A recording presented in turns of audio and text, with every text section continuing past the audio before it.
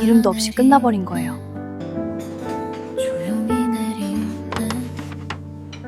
순이? 순이야?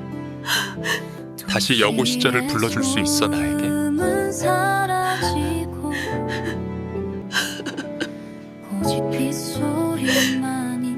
그때는 순이 씨의 전화번호도 몰랐고 주소도 몰랐어요.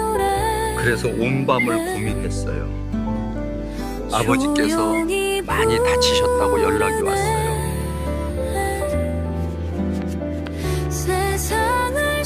한 가지 가지고 갔어요. 정말 변치 않으셨군요. 고맙고 감사해요. 오늘의 이야기는 낡은 지갑 안에서 나온 종이 한 장에서 시작됩니다. 너무 오래 접혀 있어서 금방이라도 찢어질 것 같은 그 종이 그 위에 흐릿하게 번진 가자 몇 줄, 그리고 맨 아래 딱 두 글자, 변치 말자. 52년이에요.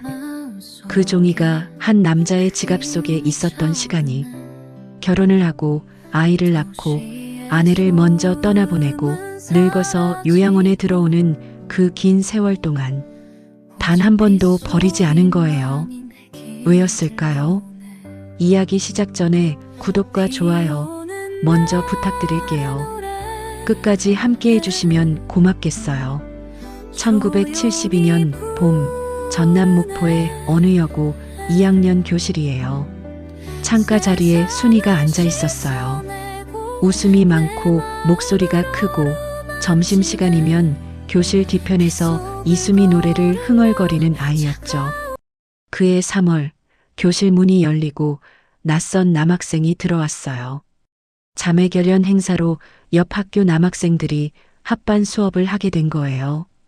여자애들이 웅성거렸는데 그 남학생은 선생님이 자기소개를 시켜도 이름만 짧게 말하고 고개를 숙였어요.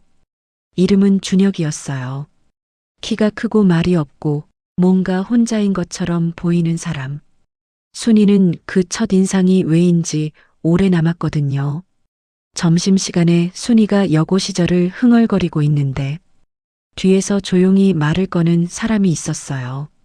그 노래, 이수미 노래 맞죠? 준혁이었어요.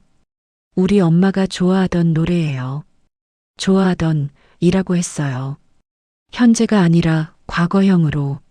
순이는 그 말투에서 뭔가를 느꼈는데 그게 뭔지는 그날 바로 알 수가 없었거든요. 준혁은 매주 목요일마다 왔어요. 두 사람은 금방 친해졌는데 정확히는 순이가 먼저 말을 걸었고 준혁이 조금씩, 아주 조금씩 열리는 시기였어요. 처음엔 짧게 대답만 하다가 어느 날부터 먼저 웃기 시작했거든요. 무표정하던 사람이 웃을 때는 눈이 완전히 달라졌어요. 순이는 그 웃음을 보고 싶어서 일부러 더 이야기를 걸었던 것 같아요. 그게 뭔지는 그때 몰랐지만요. 한 달쯤 지나고 나서야 순이는 알게 됐어요.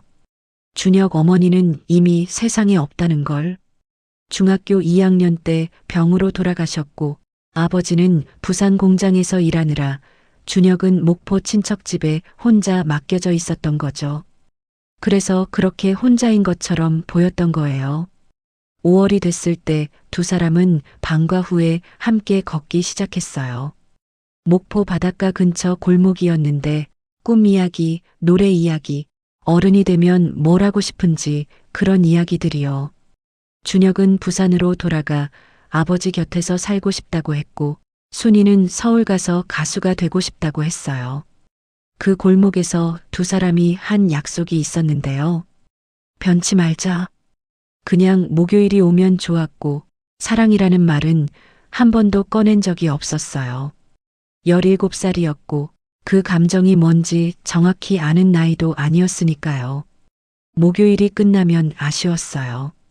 딱 그만큼이었어요. 그 목요일이 끝나기 전날 밤 준혁은 이미 알고 있었어요. 내일이면 떠나야 한다는 걸. 아버지가 공장에서 손을 크게 다쳤고 당장 데리러 오겠다는 전보가 온 거예요.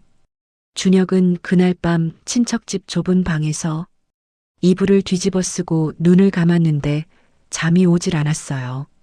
순이한테 연락하고 싶었거든요. 내일 못 온다고, 갑자기 가게 됐다고, 미안하다고. 그런데 주소도 없었고 전화번호도 없었어요. 1972년이었으니까요. 그냥 사라지는 것밖에 방법이 없었어요. 준혁은 어둠 속에서 공책을 꺼냈어요. 순이가 흥얼거리던 여고 시절 가사를 받아 적기 시작했는데 처음 들은 그날부터 머릿속을 떠나지 않았거든요. 어머니가 좋아하던 노래를 순이가 불러줬던 그 점심시간부터요. 악보도 없이 기억만으로 가사를 적고 그 아래에 딱 한 줄을 더 썼어요. 변치 말자. 순이한테 전하지 못할 말을 혼자 공책에 적은 거예요. 이튿날 아침 준혁은 목포를 떠났어요. 6월 첫째 주 목요일 준혁은 오지 않았어요. 다음 주도 그 다음 주도. 순이는 결국 준혁이 다니던 학교 교문 앞까지 찾아갔는데 교무실 선생님한테서 짧은 말 한마디를 들었어요. 그 학생 부산으로 전학 갔어. 순이가 교문을 나오는데 어디선가 나훈아 노래가 흘러나왔어요. 그 노랫말이 왜 그날따라 그렇게 아팠는지 골목 어귀에 서서 한참을 움직이지 못했거든요. 사랑이라고 이름 붙이지도 못했던 감정이 이름도 없이 끝나버린 거예요. 그렇게요. 그날 이후로 순이는 준혁을 한 번도 다시 보지 못했어요. 서울에 가서 가수가 되겠다는 꿈도 어느 순간 접었고요. 23세 결혼을 했어요. 남편은 성실한 사람이었고 아이도 둘 낳았고 남들처럼 평범한 삶을 살았죠. 그런데 가끔 라디오에서 이수미의 여고 시절이 흘러나오면요. 설거지를 하던 손이 잠깐 멈추곤 했어요. 왜인지 모르게 목포 바닷가 골목이 떠올랐거든요. 17살 목요일 오후 그리고 그 말. 변치 말자. 순이는 그 말을 누군가에게 다시 꺼내본 적이 없어요. 그저 마음 어딘가에 오래 접어둔 종이처럼 가만히 넣어두고 살았죠. 52년 동안요. 다시 요양원으로 돌아올게요. 순이 할머니는 올해 74살이에요. 3년 전부터 이 요양원에 계셨는데 늘 조용하고 말이 없어서 직원들 사이에서 그냥 조용한 할머니로만 불렸거든요. 그런데 2달 전에 새 입소자가 한 분 왔어요. 복도 게시판에 입소자 명단이 붙은 날 순이 할머니는 그 명단 앞에서 한참을 서 있었어요. 이름 하나 때문이었죠. 이준혁? 76. 할머니가 담당 직원한테 조용히 물었어요. 이분 혹시 목포 출신이에요? 직원이 고개를 끄덕였어요. 그날 밤 순이 할머니는 잠을 못 잤어요. 이준혁이라는 이름이 목포에 한둘이겠냐고. 스스로를 다독이고 또 다독였는데 가슴이 말을 듣질 않았거든요. 74살의 몸이 17살처럼 떨렸어요. 다음 날 아침 식당이었어요. 순이 할머니가 식판을 들고 자리를 찾다가 입구 쪽에서 걸어오는 노인 순이? 한 분과 눈이 마주쳤어요. 발이 멈췄어요. 순이야? 머리는 하얗고 등이 약간 굽어 있었는데 그 눈이 그 눈이었어요. 창문 옆 벽에 기대어 서서 처음으로 웃던 그 17살 남학생의 눈. 52년이 흘렀는데 시간이 그 눈만은 건드리지 못한 것처럼 그대로였거든요. 순이 할머니의 손이 떨렸어요. 식판이 기울어졌는데 잡을 생각을 못했어요. 입이 먼저 열리질 않았거든요. 그 사람도 멈춰 있었어요. 식판을 들고 자리를 찾던 그가 순이 앞에서 그냥 굳어버린 거예요. 식당 안의 소리가 다 사라진 것 같았어요. 숟가락 소리도, 텔레비전 소리도, 누군가의 웃음소리도. 두 사람 사이에 52년이 공기처럼 떠 있었어요. 얼마나 지났을까요? 어쩌면 5초였을 수도 있고, 어쩌면 그 52년이 다시 다 흘러간 것 같기도 했어요. 그 사람이 먼저 입을 열었어요.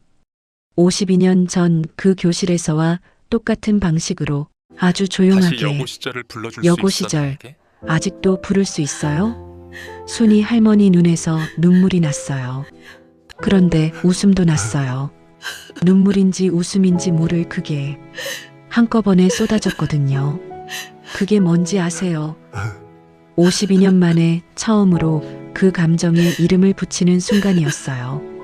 그날 저녁 두 사람은 정원 벤치에 나란히 앉았어요. 준혁 할아버지가 천천히 이야기를 꺼냈어요. 그날 밤 친척집 좁은 방에서 잠을 못 이루던 그 밤 이야기를요. 순이 할머니는 들으면서 아무 순희 씨의 말도 전화번호도 못했어요. 몰랐고, 주소도 몰랐고 주소도 전화번호도 몰랐어요. 없었다는 것, 그냥 그래서- 사라지는 그래서 것밖에 온밤을 방법이 고민했어요. 없었다는 것. 그 말을 52년 만에 아버지께서 처음 들은 많이 거니까요. 다치셨다고 연락이 왔어요. 준혁이 말했어요. 한 가지 가지고 왔어요. 낡은 가지 지갑을 가지고 꺼냈어요. 가죽이 닳고 닳아서 어디가 어딘지도 모를 만큼 낡은 지갑이었어요. 그 안쪽 깊숙한 곳에서 종이 한 장이 나왔어요. 너무 오래 접혀 있어서 펼치면 금방 찢어질 것 같은 그 종이. 준혁의 손이 떨렸어요. 천천히, 아주 천천히 종이를 펼치는데 그 손가락이 조심스러워서 순이 할머니도 숨을 참게 됐거든요. 정적이 흘렀어요. 가사는 52년의 시간에 흐릿하게 번져 있었어요. 글씨를 알아보기도 어려울 만큼요. 그런데 맨 아래 딱 두 글자만은 또렷했어요. 변치 말자. 순이가 그 골목에서 했던 그 말을 준혁이 혼자 적어서 52년 동안 들고 다닌 거예요. 결혼하고 아이 낳고 아내를 먼저 떠나보내고 늙어서 요양원에 들어오는 그 긴 세월 동안 한 번도 버리지 않은 거죠.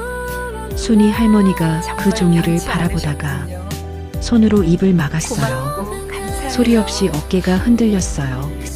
52년은 긴 시간이에요. 그 시간 동안 두 사람은 각자의 삶을 살았어요. 결혼도 했고 아이도 낳았고 세상을 다 겪었는데 17살 골목에서 했던 그 말은 사라지지 않았거든요. 변치 말자.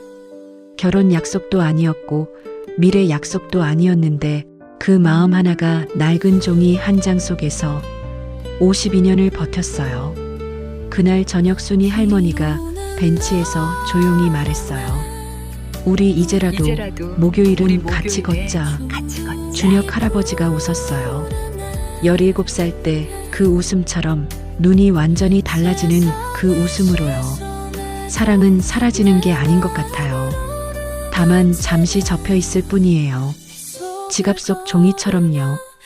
이수미의 여고 시절이 요양원 복도에 흘러나오던 그날, 두 사람은 52년 만에 처음으로 같은 노래를 같이 듣고 있었어요. 변치 말자.